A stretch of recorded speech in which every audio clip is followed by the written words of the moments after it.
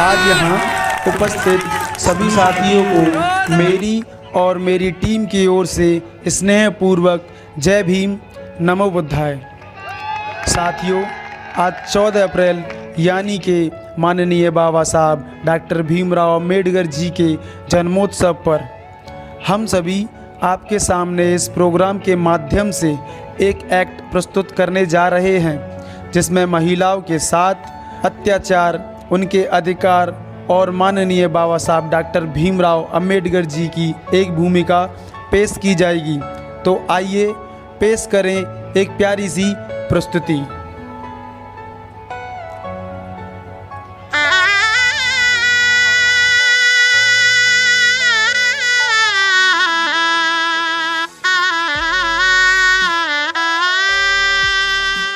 सुनो, मैं काम से बाहर जा रहा हूँ। सुनिए, आप जल्दी से आ जाना। ठीक है, मैं कोशिश करूँगा। कुछ समय बाद जब वह लड़का वापस आया तो उसकी पत्नी ने कुछ ऐसा देखा जिसे देख वह हक्की बक्की रह गई। सुनिए, ये कौन है और ये सब क्या है? सुनो, ज़्यादा दिमाग मत खाओ। और हाँ, ये मेरी पत्नी है, समझी? और हाँ, ये अब इसी घर में रहेगी, यहीं पे। तुमको रहना है तो चुपचाप रहो, वरना निकलो यहाँ से। ज़रा गौर करें, अब इस महिला के साथ अचानक क्या हुआ और कुछ समय बाद ये सब फिर से दोहराया गया। रुको, ये कलमुही कौन है और तुम्हारी हिम्मत कैसे हुई ये सब करने की? सुन, तू कौन होती है मुझे रोकने वाली? मैं एक मर्द हूँ, मैं जो चाहे वो करूँगा, समझी? अब दफ़ा हो जाए यहाँ से, मैं अब इसी के साथ रहूँगा। साथियों, इस प्रस्तुति को कहते हैं बहु पत्नी प्रथा। तो आइए चलते हैं दूसरी ओर। सुनिए, आप समय से आया करो, मुझे आपकी चिंता होती है। अरे भगवान, क्यों परेशान होती है? मैं क्या मर थोड़ी रहा हूँ। कुछ समय बाद किसी कारणवश चमनलाल की मृत्यु हो जाती है। फिर उसी महिला के साथ सभी परिवार व श्रवणजन के अत्याचार कुछ इस प्रकार हैं। कल मुँही कलंकनी खा गई अपने पति को। तुझे कोई हक नहीं है जीवित रहने का। हाँ, इसे कोई हक नहीं है जीवित रहने का। इसे इसके पति के साथ जिंदा जला दो। नहीं नहीं, कृपया मुझे छोड़ दो, मुझे ना मारो। रुक जाओ, ऐसा मत करो। साथियों, यह अत्याचार एक समय ऐसी पीड़ितों के साथ किया जाता था और शायद आज भी कहीं कहीं इस बारे में हमें सुनने को मिल जाता है कि किसी महिला को आपसी तनाव व दहेज के लिए जला दिया गया। इस प्रस्तुति में पीड़ित व सतीव्रता को दर्शाया गया है। आइए अब जरा गौर करें इस ओर।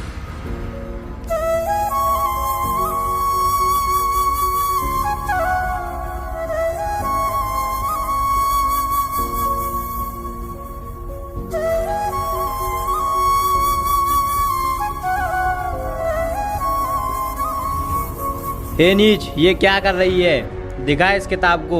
नीच नौकरानी, तू यहाँ काम करने और हमारी इजाज़त मानने के लिए है, और तुम जैसी नौकरानियों को पढ़ने लिखने का कोई हक नहीं। चल अब काम कर अपना, कामचोर कहीं की। जी मालिक। तभी वह लड़की काम करने चली जाती है, मगर अपने खाने के समय चुप चुप के पढ़ती भी है। यह प्रस्तुति शिक्षा के अधिकार को दर्शाती है। आइए अब बढ़ते हैं एक और प्रस्तुति की ओर।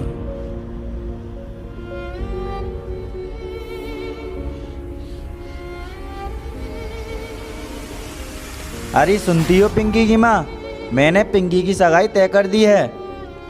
पर एक बार आप पिंकी से पूछ लेते। सुनो, हम उसके माता पिता हैं, हमें उससे पूछने की कोई ज़रूरत नहीं है। हम जो कहेंगे वो पिंकी को करना पड़ेगा। ठीक है, मैं उसे बताती हूँ।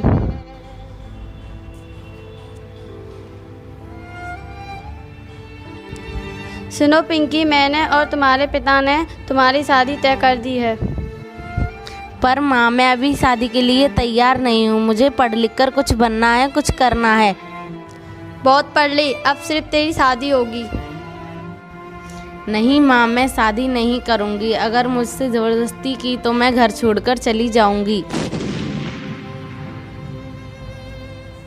जब पिंकी के साथ ज़बरदस्ती की गई तो वह अकेली घर से चली गई और किसी और गांव में अपनी पढ़ाई पूरी करती है। तभी पिंकी के सर को पता चलता है कि पिंकी किसी गरीब परिवार से है। तो पिंकी के सर कहते हैं, ए लड़की, इधर लाओ ये सब किताबें। तुमको यहाँ पढ़ने का कोई अधिकार नहीं है, क्योंकि तुम एक गरीब व नीच परिवार और पिछड़े लोगों में से हो। समझी? यहाँ से चली जाओ। यह सब होने के बाद सभी परिस्थितियों में पिंकी अपनी पढ़ाई पूरी करती है। यह परिस्थिति बाल विवाह को दर्शाती है। आओ चलो देखें बाबा साहब की एक छोटी सी झलक।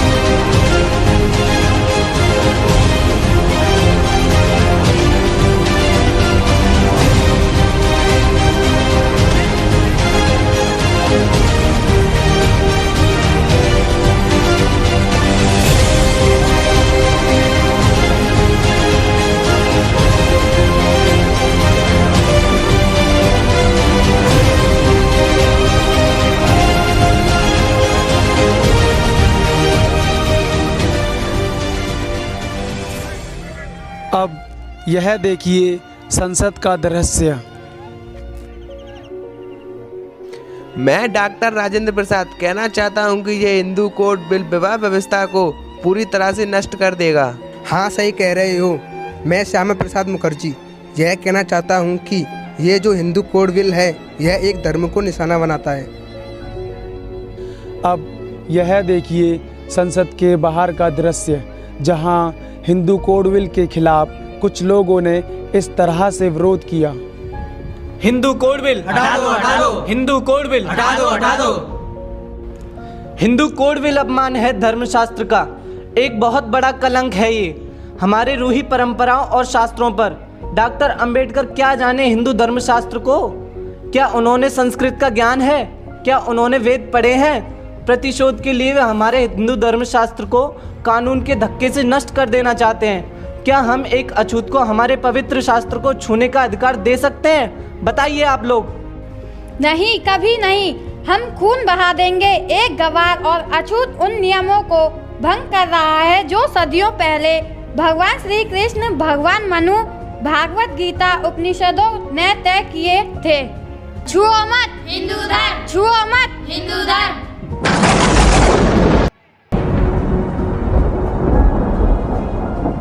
दुर्भाग्यपूर्ण निर्णय है ये।